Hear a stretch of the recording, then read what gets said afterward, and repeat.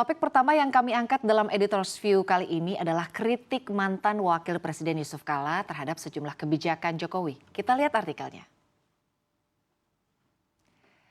Iya, Pak Jokowi, kata Pak JK, kebijakan ini tidak perlu dilanjutkan.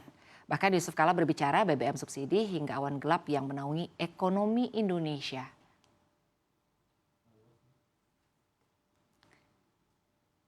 Next, iya kita lihat nih Pak Yusuf Kala menyampaikan juga ya bahwa jangan kasih karpet merah nih ke investor asing. Artinya ke investor kita atau artinya ke perusahaan nasional juga mungkin perlu disupport dan perlu didukung begitu ya. Dan kita lihat untuk yang selanjutnya. Pak Yusuf Kala minta proyek kesayangan Jokowi harus dievaluasi. Nah ini ada apa nih kalau harus dievaluasi? Dan kini kita akan bahas ya. Saat ini juga sudah hadir di studio CNBC Indonesia, Managing Editor CNBC Indonesia, Mbak Wilda Asmarini dan juga analis CNBC Indonesia Research, Mas Ferry Sandria.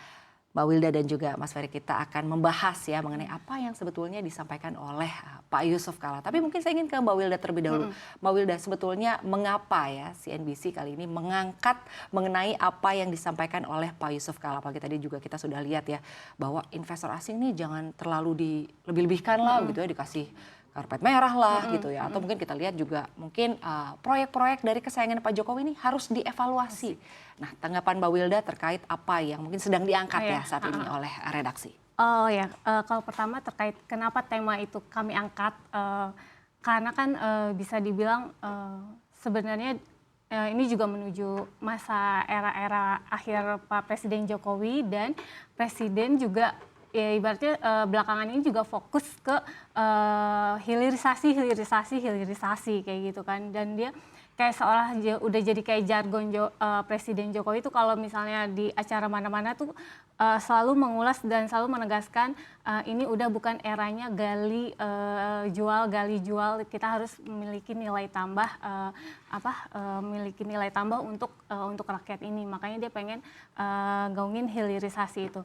Dan di sisi lain kita tahu Pak JK kan yang sudah udah senior di lingkungan pemerintahan maupun pengusaha kayak gitu. Nah ini menarik ketika ada dua sisi pandangan yang berbeda. Dia pernah juga menjabat sebagai Wapres dan tentunya pernah terlibat dalam mengatur kebijakan di Indonesia, sama dia juga mantan pengusaha. Sebenarnya menurut aku menurut kami ya dari CNBC kita ngelihatnya hilirisasi emang penting ya, karena ibaratnya udah puluhan tahun kita cuma ngejual yang mentah-mentahnya doang dari nikel, batu bara, semua dijual mentah-mentah, dan kita sebenarnya baru menuju ini nih, baru mau terbang kayak gitu, mau terbang, dan itu juga hilirisasi itu sebenarnya produk dari undang-undang era Pak SBY. Dari 2009 sebenarnya itu ada Undang-Undang Minerba nomor 4 tahun 2009 tentang pertambangan minerba, dan itu harus mewajibkan hilirisasi tambang, nikel, tembaga semuanya. Baik. Dan dari 2009 itu rencana 2014 itu komoditas akan dihentikan semua, tapi di stop akhirnya, tapi 2017 akhirnya relaksasi lagi dan akhirnya baru benar-benar di stop lagi sama Presiden 2020, dan ini kan berarti ada waktu lebih dari 13 tahun dari peraturan itu dibuat sampai akhirnya bisa mulai berjalan lah, bisa dibilang belum terbang tapi baru mulai berjalan kayak gitu. Artinya boleh dibilang ini cukup lambat begitu ya. Nah tapi sebetulnya kan Pak JK juga menyampaikan bahwa sebetulnya kebijakan hilirisasi ini yang pemerintah lakukan saat ini sebetulnya sudah tepat gitu ya. Tapi catatannya ini dampaknya memang belum maksimal lah untuk masyarakat Indonesia. Dan bahkan kalau kita lihat sebetulnya dampak hilirisasi ini kalau dikerjakan oleh perusahaan nasional atau oleh masyarakat kita sendiri mungkin dampaknya akan lebih terasa. Sementara kan pada kenyataannya sekarang mungkin dikerjakan oleh perusahaan asing begitu ya, sehingga masyarakat kita belum terlalu merasakan lah dampaknya gitu ya Mbak Wilda. Tapi kalau dari Mas Ferry sendiri tanggapannya Pak terkait apa yang disampaikan oleh Pak JK? Iya benar, memang hilirisasi emang sudah lama ingin digalakkan, dan itu adalah sebuah keputusan yang satu bagus, dua populis juga. Tapi memang untuk perjalanannya harus harus dievaluasi gitu. Pertama mungkin ada evaluasi dari Pak JK terkait investor asing ya. Jadi memang banyak nih proyek-proyek yang rasanya dinilai strategis investornya dari asing gitu. Tapi kita perlu melihat juga gitu dalam keberjalanan hilirisasi tidak selamanya mulus gitu. Jadi memang hadirnya asing ini salah satu menjadi dorongan dan bantuan gitu. Jadi kita ngomong masalah hilirisasi ya, seperti yang sudah disampaikan, ya, sebagai pemantik, seperti yang sudah disampaikan Mbak Wilda. Dari 2009 itu ada aturan undang-undang, terus 2014 stop ekspor, habis itu relaksasi lagi. Karena apa? Jadi karena memang perusahaan itu mempertimbangkan, jadi mereka main kucing-kucingan. Gimana kita mau? Gimana tuh main kucing-kucingannya nih? Jadi perusahaan ngomong ini, gimana kita mau hilirisasi, tapi belum ada industri lebih lanjut yang menjerap. Ngapain kita bikin ini, buat pasarnya gimana, atau ada atau enggak gitu? Ini gimana bakal jadi pasarnya itu menjadi penting juga ya. Jadi hilirisasi buat apa kalau pasarnya belum ada? Tapi kalau bicara soal misalnya SDM, teknologi, sebetulnya tujuannya Pak Jokowi membuat kebijakan hilirisasi ini untuk dari sisi teknologi dan juga SDM, sebetulnya kita sendiri sudah siap belum sih?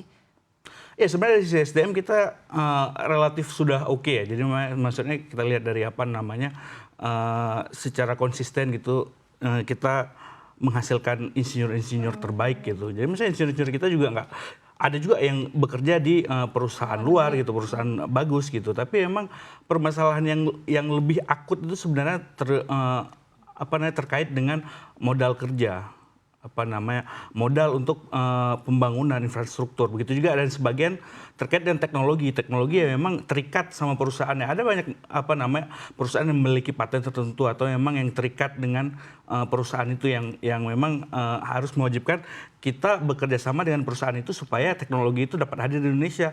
Belum lagi ditambah dengan persoalan modal. Untuk hilirisasi bukan hal yang kecil gitu. Maksudnya kas perusahaan-perusahaan di Indonesia mungkin tidak cukup untuk bisa memfasilitasi semua hilirisasi supaya bisa berjalan dengan mulus dan cepat. Kan harapan kita cepat. Jadi sebenarnya kita nggak mau yang memang pelan-pelan gitu, yang kayak kerangkanya 20-30 tahun, ya buat apa, kita udah ketinggalan gitu. Kita pengen yang cepat dan berjalan mulus. Itu mungkin salah satu alasan mengapa investor asing juga diajak untuk membiayai proyek hilirisasi. Baik, tapi kalau dari Mbak Wilda sendiri begitu ya, ini tanggapannya terkait apa yang disampaikan oleh Pak JK, jangan cuman investor asing aja nih gitu yang dikasih karpet merah. Sebetulnya apa sih yang pengen di-highlight nih oleh Pak JK terkait dengan investor asing lah yang dikasih karpet merah? Iya, mungkin Pak JK yang dikhawatirkan Pak JK kalau misalnya majority saham itu dimiliki asing, pastikan dividennya semuanya, hasil pendapatannya, hasil penjualannya pasti balik ke negara asalnya mereka kan. Maksudnya yang dinikmati Indonesia paling ya pajak dari pegawai, pajak penghasilan pegawai kayak gitu.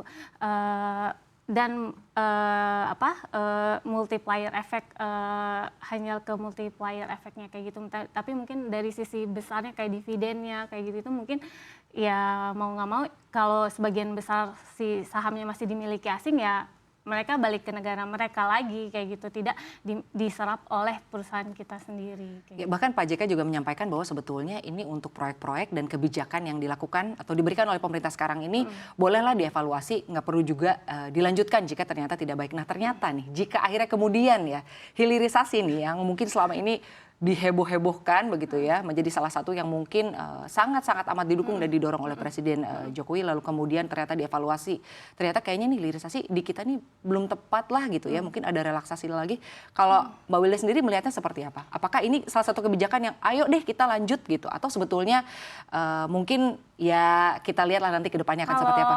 Kan kalau dari lihat beberapa komoditas kan sebenarnya kayak nikel, tembaga itu kan sebenarnya udah lumayan progresif nih, udah ada bentuknya nih, udah gitu kelihatan ya? Produknya kan, udah ada dari ferronikel, nickel matte, NPI, bahkan sampai ke bahan baku baterai MHP kayak gitu ya, itu juga udah ada di produknya di Maluku, di Sulawesi kayak gitu. Jadi lumayan progresif, lumayan kelihatan, lumayan udah ada hasilnya. Dan mungkin yang tembaga juga gitu, Freeport juga kayak udah mulai kelihatan progres smelternya, dan rencananya juga tahun depan kan mereka akan memproduksi katoda tembaga.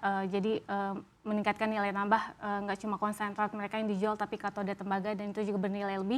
Nah tapi mungkin ada komoditas lain yang masih Perlu menjadi perhatian perhatian kayak yang sekarang yang juga akan dilarang pemerintah nanti bulan Juni ini bauksit kan. Ya. Itu karena memang dia benar-benar masih kayak mentah, masih kayak berupa tanah kayak gitu. Jadi even smelternya aja, walaupun target ada 8 smelter, pembangunan smelter itu berdasarkan data pemerintah ya, Kementerian SDM. Bahkan Menteri SDM sendiri bilang proyeknya itu saat ditinjau ke lapangan masih berupa lapangan bola. Ya. Masih lebih bagus lapangan bola katanya. Malah bahkan lebih bagus lapangan bola, berarti cuma baru tanah, belum ada pembangunan apapun. Nah itu mungkin itu bisa ditinjau ulang seperti itu.